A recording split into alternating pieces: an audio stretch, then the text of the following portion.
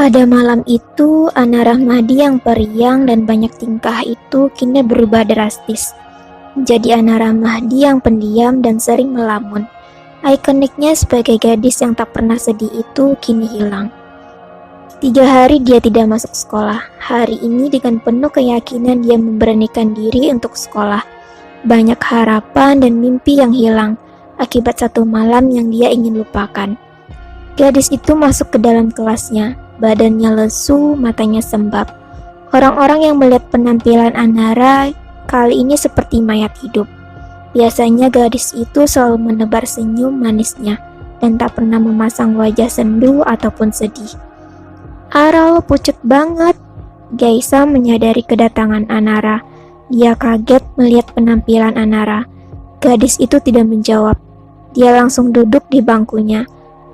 "Ra, lo 3 hari gak ada kabar, terus sekarang lo datang kayak orang gila gini," ucap Gaisa. "Ara, lo kok cuekin gue sih?" Gaisa mulai kesal karena Anara mengabaikannya. Ini bukan Anara.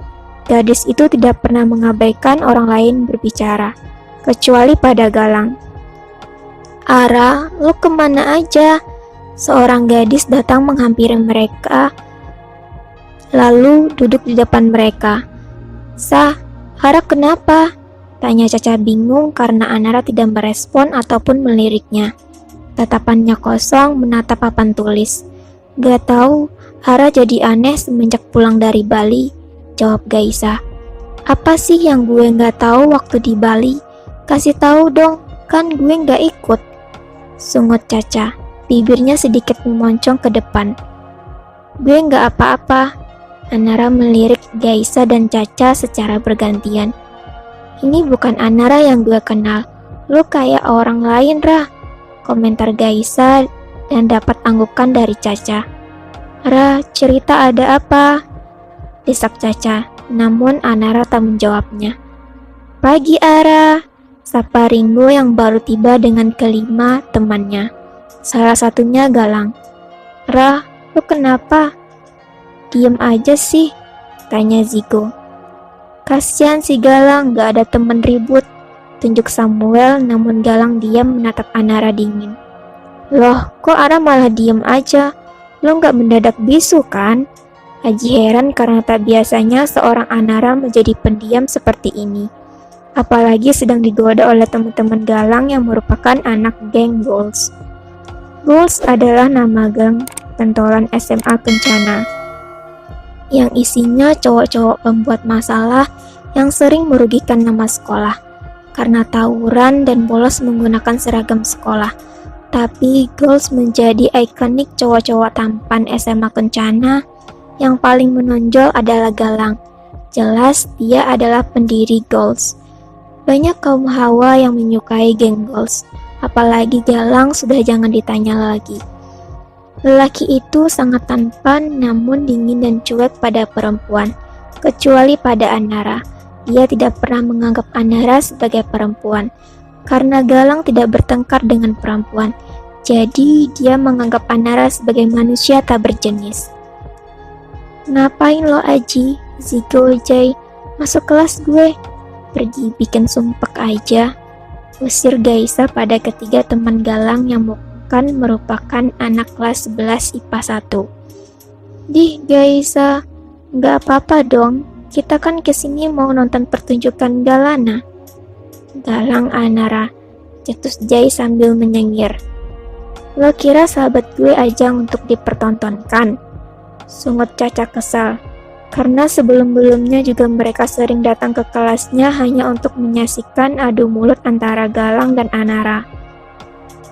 "Lang, usir teman-teman lo," suruh Gaisa dan Galang pun menyuruh mereka pergi dengan gerakan tubuh. Tanpa berkata apa-apa lagi, dia berjalan menuju bangkunya.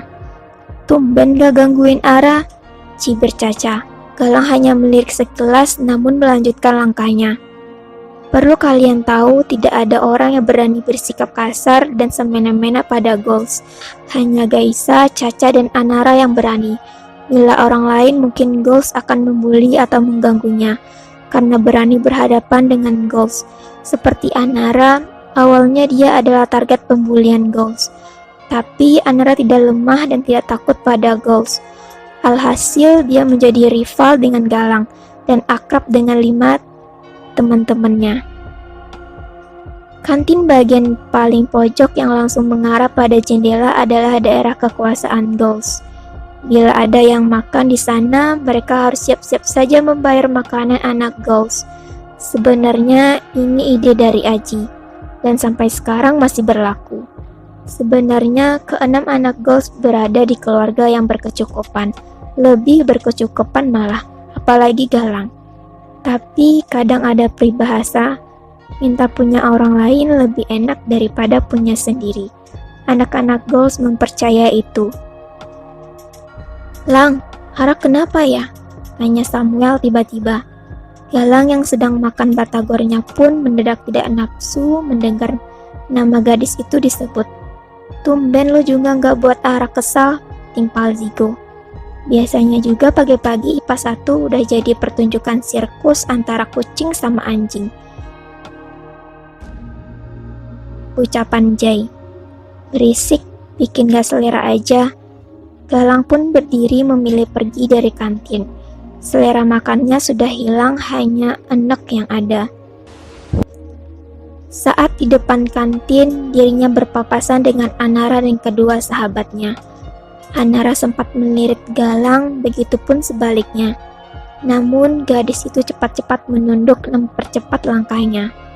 Kalau bukan karena Gaisa dan Caca yang memaksanya, Anara tidak mau pergi ke kantin.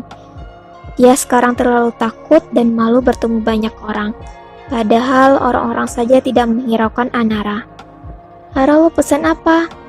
tanya Caca yang duduk di depan Anara. "Apa aja?" jawab Anara singkat. Caca pun mengangguk lalu pergi ke tempat penjual batagor yang diikuti oleh Gaisa.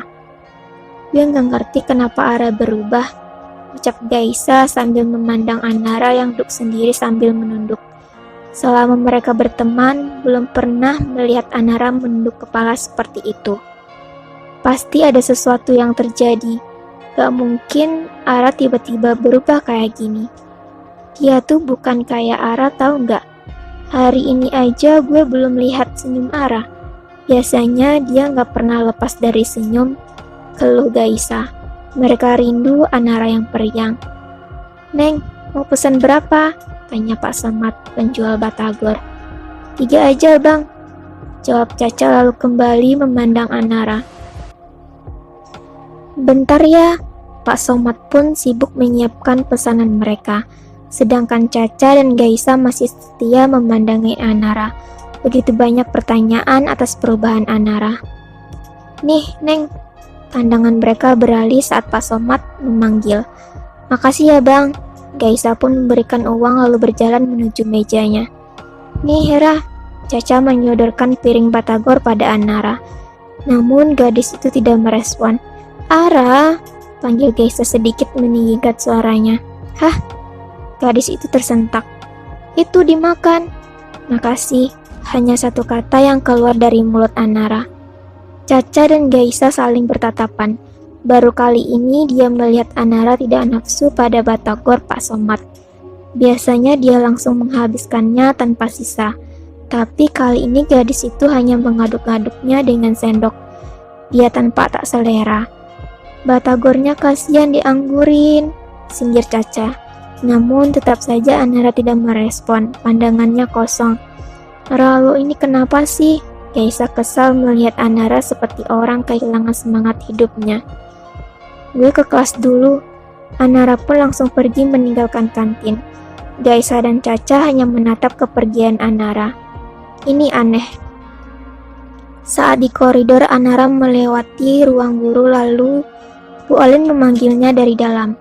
Anara pun terpaksa harus masuk dan menghampiri Bu Olin. "Hara, kamu sakit?" tanya Bu Olin setelah melihat wujud Anara yang lemas dan tak bertenaga. Ada dua faktor penyebab Anara lesu. Yang pertama, dia terlalu banyak pikiran, dan yang kedua, dia belum makan. Gadis itu menggeleng. Bulan depan, kamu Olimpiade Kimia. Berita itu tidak begitu tertarik untuk Anara. Biasanya dia selalu bersikap antusias. Kenapa, Ra? Kok kayak nggak seneng gitu? Heran karena Anara tidak seperti biasanya. Ara seneng kok. Dengan sangat terpaksa, dia memasang senyuman palsu. Ya sudah, belajar yang giat ya, Ra. Pesan Bu Olin, dan Anara tanya mengangguk. Anara adalah siswa yang tergolong pintar. Di setiap tahun, dia selalu juara umum dan berulang kali mengharumkan nama sekolah atas prestasinya. Dia selalu juara dalam Olimpiade. Saya ke kelas dulu ya, Bu, ucap Anara lalu keluar dari ruangan guru. Saat dia akan melanjutkan langkahnya ke kelas, tangannya dicekal oleh seorang lalu ditarik menuju ujung koridor yang sepi. Lo bisa nggak sih bersikap kayak biasanya? Anara menatap lelaki itu. Tatapannya benci yang amat dalam. Dalam kesalahan semuanya ada pada lelaki ini. Jangan buat teman-teman lo bingung karena sikap lo yang berubah.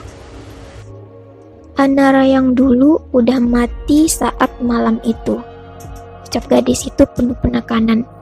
Semakin sikap lo aneh kayak gini, semakin Gaisa dan Caca curiga, dan gue gak mau mereka tahu apalagi Gaisa. Urus aja urusan lo, ketus Anara. Pokoknya gue gak mau ada orang yang tahu tentang kejadian malam itu. Sebuah peringatan dari Galang yang mampu mengingatkan Anara tentang hinanya dia saat itu.